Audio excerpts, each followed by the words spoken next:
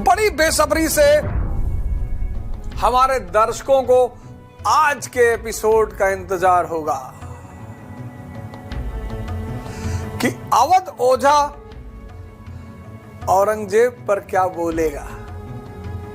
मैं क्यों बोलूंगा किसी पर? मैं तो किताब है जेएल मेहता मध्यकाल, उसी से बोल रहा हूं। भारत के इतिहास को 3 भागों में बांटा जा सकता है सामान्य तौर पर। उत्तर भारत का इतिहास, उत्तर भारत यानी Punjab, UP, Bihar, Bengal, Assam, north east. फिर दूसरा है दक्कन, महाराष्ट्र, तेलंगाना, आंध्र एटसेट्रा। फिर तीसरा है साउथ इंडिया, कर्नाटका, तमिलनाडु, केरला। ये 3 भाग में भारत के इतिहास को बांटा जा सकता है। अब आप देखेंगे कि जिस उत्तर भारत के राजाओं ने हमेशा दक्षिण पर कब्जा रखने की कोशिश की। क्यों? क्योंकि दक्षिण मसालों का क्षेत्र है और मसाले की सबसे ज्यादा डिमांड कहां है? यूरोप में। और मसाले के बदले क्या मिलता है? सोना। राजा की नजर इकोनॉमी पर, E is equal to E, economy is equal to empire. 1630। अब कहानी यह है कि उत्तर भारत का राजा दक्षिण जाएगा, मसालों की खदान पे, मसालों के बगानों पे। तो उत्तर का राजा जब दक्षिण जाएगा तो दक्कन होके हुए जाएगा, डेक्कन। अशोक दक्षिण पर कब्जा। लेकिन मौर्य काल के बाद दक्कन में इंडिपेंडेंट राज्यों की शुरुआत हुई। सातवाहन। अब जब नॉर्थ का राजा साउथ जाएगा तो ये बीच में पड़ेंगे दक्कन के राज्य। और दक्कन के राज्य गुरिल्ला युद्ध के लिए बहुत उपयुक्त, टफ टेरेन। और पठार के लिए क्या लड़ना? लड़ाई किसके लिए होगी? गंगा यमुना दोआब, गंगा ब्रह्मपुत्रा दोआब, कृष्णा तुंगभद्रा दोआब, पठार। तो समुद्रगुप्त ने एक नियम निकाला कि दक्कन के राजाओं से दोस्ती रखो, साउथ के राजाओं से वसूली करो, सीधा कब्जा मत करो, वसूली करो वापस। यह समुद्रगुप्त का नियम था। उत्तर पर सीधा कब्जा, दक्कन में दोस्ती, साउथ के राजाओं से वसूली। यह फॉर्मूला फॉलो किया अलाउद्दीन खिलजी ने। इस फॉलो को नहीं समझ पाए मोहम्मद बिन तुगलक, और इस फॉर्मूले को नहीं समझ पाया औरंगजेब। और एक बड़ा प्यारा फॉर्मूला है कि संकट योग्य व्यक्ति के लिए अवसर है। संकट जो है वो योग्य व्यक्ति के लिए अवसर है। और 17वीं शताब्दी, 17th सेंचुरी, दक्कन के राज्य और मुगलों के बीच संघर्ष। जैसे आज महाराष्ट्र, तेलंगाना, आंध्रा, ऐसे उस वक्त थे खानदेश, अहमदनगर, बीजापुर, गोलकुंडा। अब आप एक काम करिएगा, हिंदुस्तान का मैप सामने रखिए, खासकर जितने लोग तैयारी कर रहे हैं, पढ़ रहे हैं। ऊपर लिखिए उत्तर भारत, मुगल बैठा हुआ है दिल्ली में। साउथ छोटे छोटे स्मॉल राजवंश। दक्कन ये 4 स्ट्रॉन्ग स्टेट। 17th century. और दक्कनी राज्यों का मुगलों से संघर्ष। और इस संघर्ष में एक अहम भूमिका निभा रहे थे मराठा दक्कनी राज्यों की तरफ से भी लड़ते थे, मराठा मुगल की तरफ से भी लड़ते थे। सबसे पहला दक्कनी राजा जिसने मराठों को अपनी सेना में भर्ती किया वो था इब्राहिम आदिल शाह। उसकी राह पे चलते हुए जहांगीर ने भी मुगल सेना में मराठों को भर्ती किया। मराठे इस पूरे भौगोलिक दशा से वाकिफ। अब एक तरफ दक्कनी राजाओं की फौज, एक तरफ मुगलों की फौज, दोनों अपने हित के लिए लड़ रहे हैं, लेकिन खून किसका बह रहा है? मराठों का। जान कौन दे रहा है? मराठे।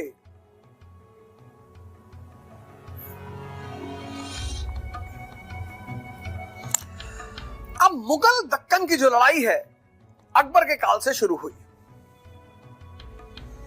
जब अकबर ने पूरे उत्तर भारत पर कब्जा कर लिया तो अब यह हुआ कि दक्षिण चलना है मसाला, तो दक्षिण जाना है तो दक्कन होते हुए जाना है। तो अकबर का पहला शिकार बना खानदेश। हजम कर लिया, खानदेश हजम कर लिया तो अहमदनगर, बीजापुर, गोलकोंडा, इन तीनों भागों को एक बात क्लियर हो गई कि मुगलों पर भरोसा नहीं किया जा सकता। फिर शाहजहां के काल में दक्कन और मुगलों के बीच जो लड़ाई है उसने एक नया रूप ले लिया। शाहजहां के काल में शाहजहां ने अहमदनगर को जीतने के लिए शिवाजी के पिताजी शाहजी की मदद लेने की कोशिश की। सुनिएगा इस कहानी को। शाहजहां ने अहमदनगर से निपटने के लिए शिवाजी के पिता शाहजी की मदद लेने की कोशिश की, मनसब दिया, पूना की जागीर दी, लेकिन फिर खेल पलट गया। अहमदनगर में उसे एक नया प्यादा मिल गया और उस प्यादे के बदौलत 1633 में उसने अहमदनगर पर कब्जा कर लिया, शाहजी को उपेक्षित कर दिया। जिस वक्त शाहजी और शाहजहां के बीच संघर्ष की शुरुआत हुई 1633, उससे 3 साल पहले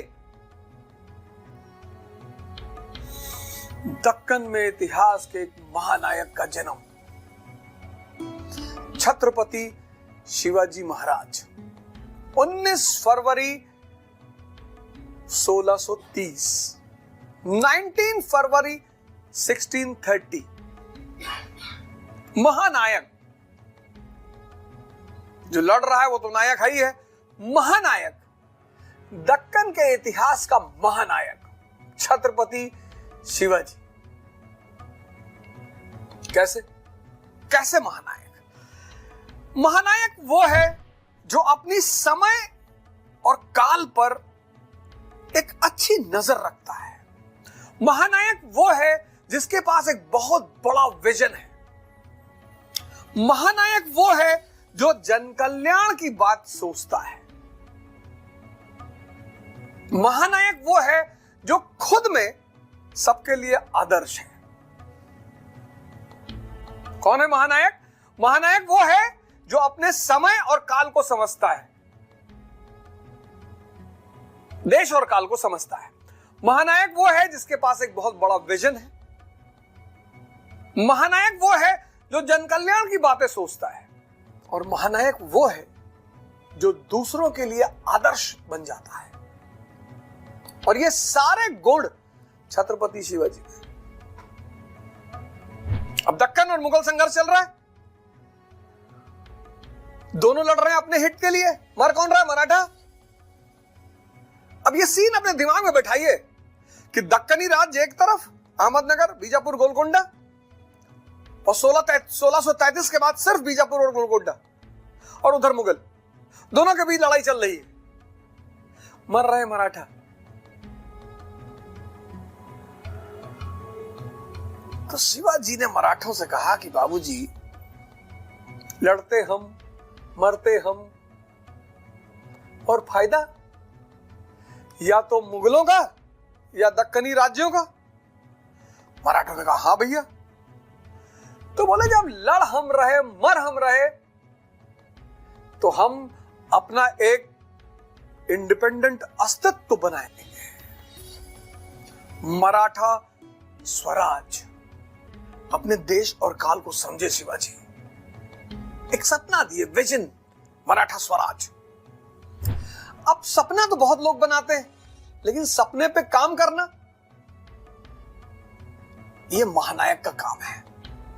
1656 1656 जावली के किले पे कब्जा।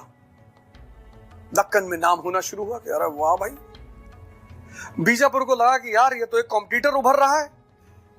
बीजापुर ने अफजल खान को ड्यूटी दिया कि भैया इस आदमी से निपटो। 1659 अफजल खान को मार दिया। अरे अब तो जलजला दक्कन में, जलजला। 5 फुट 6 इंच का आदमी 6 फुट 2 इंच के आदमी को मार डाले, जलजला। 1659 और 1663 में ऐसा कांड कर दिया कि मुगल बादशाह शिवाजी की तरफ देखने पर मजबूर हो गया। 1663 में शाइस्ता खान मुगल गवर्नर का अंगूठा काट लिया। क्या बात है। सिर्फ विजन नहीं है, सिर्फ सपना नहीं, सपने पर काम भी। 1656 जावली का किला। 59 अफजल खान की हत्या। 1663 शाइस्ता खान का अंगूठा काट लिया। मुगल बादशाह, अरे हमारा गवर्नर, ये जमींदार का बेटा हमारे गवर्नर का अंगूठा काटेगा। और 1664 1664 सूरत की पहली लूट। अब तो औरंगजेब को लगा कि पानी सर के ऊपर चला गया। अब दक्कन की परिस्थिति देखो, अस्थिरता, संघर्ष, लड़ाई। और उस परिस्थिति में एक आदमी ने सपना दिया अपने लोगों को, मराठा स्वराज। सिर्फ सपना नहीं, धन, सूरत लूटा, अकूत संपत्ति लूटी, सबको पैसा मिला। और कहां से लूटी? मुगल इलाके से। सपना, संपत्ति और साहस, ये तीनों बहनें हैं, अगर साथ में आ गई तभी भला होगा आपका। सपना किसका? मराठा स्वराज का। संपत्ति सूरत से। साहस, मुगल डोमेन पर हमला, उसके गवर्नर का अंगूठा काट लेना और उसके डोमेन पर हमला।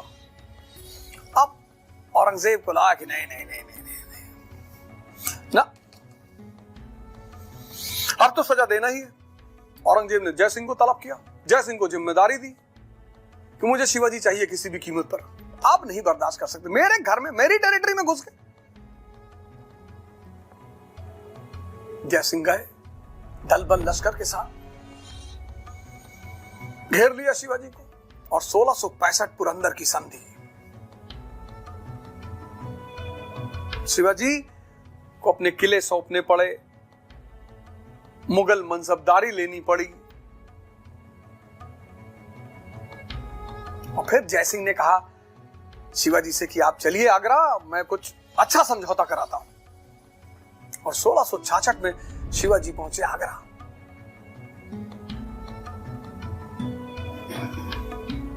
लेकिन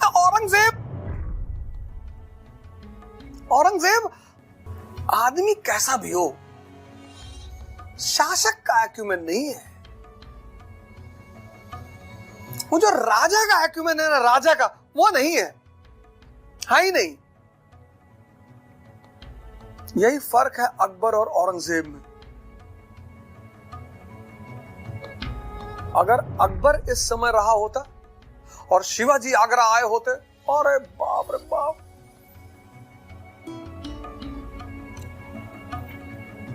कुछ और ही कहानी होती। अकबर तो एकदम कंधे पे हाथ रख दिया होता कि शिवा भाई हमारे दोस्त हैं दक्कन के। औरंगजेब, जब तुम्हें पता है कि अच्छा खिलाड़ी है, बढ़िया परफॉर्म कर रहा है, हाथ मिलाओ, दोस्ती करो, उपयोग करो। यही तो अकबर ने किया राजपूतों के साथ। लेकिन औरंगजेब अपने समय को नहीं समझता।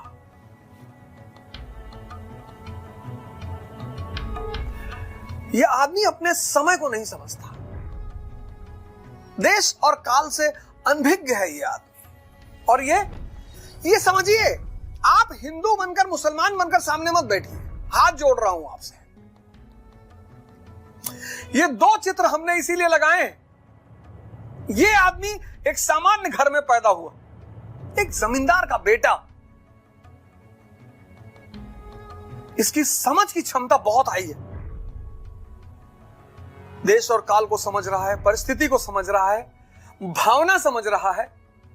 और यह आदमी मुगल वंश सम्राट, और समझ का अभाव। इसलिए मैंने दोनों आदमी की फोटो लगाई। और अगर आपने हिंदू मुसलमान किया तो आप इस एपिसोड का जो सार है उससे वंचित रह जाएंगे। मत करिए, मत करिए, देखिए, गौर करिए, समझिए इस बात को। 1666 1666 शिवाजी पहुंचते आगरा। कितना बढ़िया मौका है।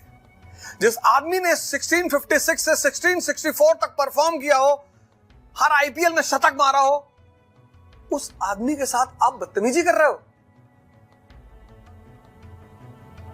उस आदमी को आप सम्मान नहीं दे रहे हो। और जिसके पास क्षमता है, जिसके पास योग्यता है, उसके पास चाटुकारिता नहीं है। और 1666 एक बड़ा सुनहरा अवसर औरंगजेब के पास, मराठा मित्रता की, खो दिया उस आदमी ने, खो दिया उस आदमी ने। शिवाजी लौट कर आए आगरा से और 1668 में सूरत को दोबारा लूटा। मुगल गरिमा पर तमाचा, मुगल साम्राज्य का असहायपन, अपने लोगों को दिखा कि क्यों डर रहे हो, ये देखो फिर मार के आया मैं। कहते हैं ना, अपने लोगों के दिल में से भय निकाल दो, वो आपको आसमान पर बिठा देंगे। छत्रपति शिवाजी महाराज 1668 सूरत की दोबारा लूट। औरंगजेब उत्तर की राजनीति में उलझ गया है।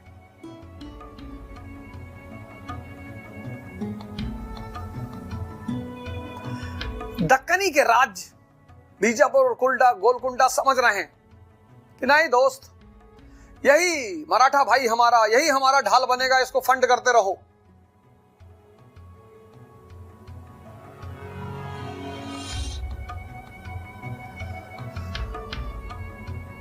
समझ देखो, दो लोग लड़ रहे थे, शिवाजी ने अपना साम्राज्य बना लिया। और 1674 छत्रपति शिवाजी महाराज की coronation ceremony, independent Maratha Swaraj की स्थापना। क्या बात है, क्या बात है। 1656 1674 इतने कम समय में किसी व्यक्ति ने इतने बड़े सपने को कभी पूरा नहीं किया। 1656 1674 18 साल, 18 साल में इतना बड़ा सपना। तो बहुत लोग तो कहते हैं मानव, देवता, भगवान, मराठों को पॉलिटिकल आइडेंटिटी, इसीलिए तो महाराष्ट्र में इनकी पूजा होती है। मराठी जो है वो शिवाजी को भगवान से कम नहीं समझता, क्योंकि जो आदमी आपको वजूद देता है, वजूद, सम्मान, वजूद, संपत्ति, पहचान, आप उसको भगवान मानेंगे ही मानेंगे। ये जो दो व्यक्तियों की कहानी है ना, ये जो दो फोटो आप देख रहे हैं ना, ये मुसलमान है ना ये हिंदू है। एक व्यक्ति राजा के घर में पैदा हुआ, लेकिन समझ नहीं मिली, इसीलिए तो हम सजदा करते हैं, पूजा करते हैं, मंदिर जाते हैं, क्योंकि भगवान का जो सबसे बड़ा तोहफा किसी इंसान को है वो है समझ। ये जमींदार के बेटे इंडिपेंडेंट स्टेट बना दिया, इंडिपेंडेंट स्टेट बना दिया। और ये दर्द औरंगजेब को अपने पूरे जीवन रहा। 1680 में शिवाजी की डेथ हो गई और शिवाजी की डेथ के बाद उनके पुत्र संभाजी मराठा स्वराज के उत्तराधिकारी बने। मुगल मराठा संघर्ष जारी रहा। औरंगजेब के बेटे अकबर की वजह से मुगल मराठा संघर्ष को और गति मिली। 1680 इसका बेटा अकबर जब राजपूतों ने उसका साथ छोड़ दिया, वो भगा दक्कन की तरफ। 1680 में शिवाजी की मृत्यु, संभाजी गद्दी पर बैठे शिवाजी के बेटे, और संभाजी ने अकबर को शरण दे दी कि आओ, हम तुम्हारे बाप से बहुत पहले से लड़ते रहे, आओ हमारे यहां। और जब अकबर को, औरंगजेब को पता चला कि शिवाजी के बेटे संभाजी ने मेरे बेटे को शरण दिया, फिर तो उसको बहुत क्रोध आया। वो टेंशन में तो था ही, इंडिपेंडेंट मराठा स्वराज, राज्य के अंदर राज्य पैदा हो गया था। शिवाजी ने राज्य के अंदर राज्य पैदा कर दिया, मराठा स्वराज। मराठा स्वराज औरंगजेब के जीवन का सबसे बड़ा दर्द, राज्य के अंदर राज्य, कि अपने क्षेत्र के आप राजा हैं, कोई सीएम नहीं, तो सीएम को दर्द नहीं होगा। औरंगजेब के जीवन का सबसे बड़ा दर्द छत्रपति शिवाजी। अकबर का पीछा करते करते ये 1680 में दक्कन पहुंच गया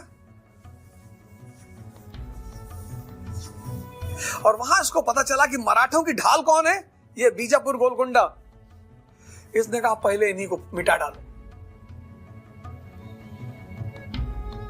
यही पीठ पीछे मराठों की मदद करते हैं, खत्म कर दो इनको। तो 86-87 में उसने बीजापुर गोलकुंडा दोनों को खत्म कर दिया। अब बचा मराठा। 1689 में संग्रामेश्वर में इसने संभाजी को पकड़ लिया। कुछ घटना घटी, संभाजी ने इसको कुछ चुनौती दी, इसने संभाजी की हत्या करवा दी 1689 में। अब सुनना, अब बड़ी मजेदार बात, अब नहीं माफ कर पाओगे औरंगजेब को, और करना भी मत। बेवकूफी की मोहब्बत और बेवकूफी की दुश्मनी, दोनों का अंत विनाश है। अब तुमने क्या किया, 1689 में इसने संभाजी को पकड़ लिया, हत्या कर दी। अब चेस के खेल में और मोनार्की में अगर राजा गायब हो जाए तो खेल खत्म। जो चेस का खेल है, अगर उसमें बोर्ड पर से आप अगर राजा को हटा दे तो खेल होगा ही नहीं। सारा खेल राजा के चारों तरफ केंद्रित है। अब 1689 में तुमने संभाजी को मार दिया, राजा है ही नहीं। गौर करिए, आंख बंद करके सुनिए मैं क्या कहने जा रहा हूं, राजा है ही नहीं। चेस के बोर्ड पे राजा है ही नहीं, कह रहा हम खेलेंगे। लोगों ने कहा भैया राजा नहीं है, बोले तब भी खेलेंगे, हम प्यादा को मारेंगे। बोले भैया ये खेल का नियम नहीं, बोले हम बना रहे हैं ना।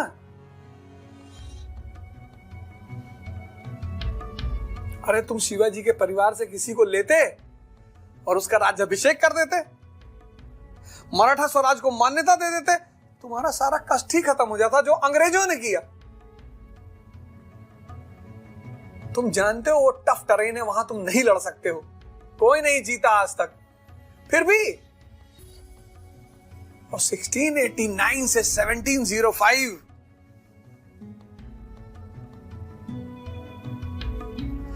मराठों ने इसको बैडमिंटन की चिड़िया बना दिया। ये दक्षिण जाता था वो उत्तर से पत्थर मारते थे, ये उत्तर भागता था वो पूरब से पत्थर मारते थे, ये पूरब भागता था वो दक्षिण। 16 साल उसको ऐसे नचाते रहे मैरी गो राउंड। राजा है ही नहीं, राजा है ही नहीं। तुम पब्लिक से लड़ रहे हो, जनता से। राजा होता कम से कम उससे जुर्माना तो ले लेते, तुम उससे पैसा तो ले लेते, उस पे फाइन तो लगा देते।